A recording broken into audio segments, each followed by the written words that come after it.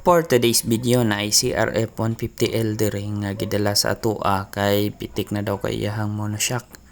Ang nahitabuan ni iyahang monoshock kay nabali ang iyahang monorod.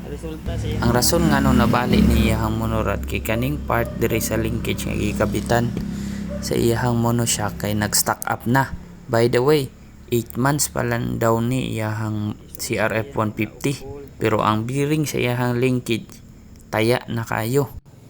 Tungod sa taya sa iyahang linkage bearing mo na nag-stock up iyahang monoshock mo tong imbis na itulak niya pasulod ang monoshock iyahan na noong giligwat moong nabali ang iyahang monoshock. Sa mga naimotor diha nga naka linkage type ang suspension sa likod, always jud ninyo na siya i-check kung napabay grasa or uga na inyohang linkage bearing o swing arm bearings kay para malikayan ning ani nga panghitabo. So mo na ni fast forward na ilisa na nato ang iyahang shock ug bag-ong monorod. Ug natuan na lang pud ning gi-revolve kay para medyo humuk-humuk pud gamay kay medyo gahi-gahi gid biya ni ang stock play sa CRF 150L nga monoshock. Sa mga gustong magpa-repair diha, located ko sa Purok 1, Daco Kalinan, Davao City ug pwede ko ninyo i-message sa akong FB page AR Rosete.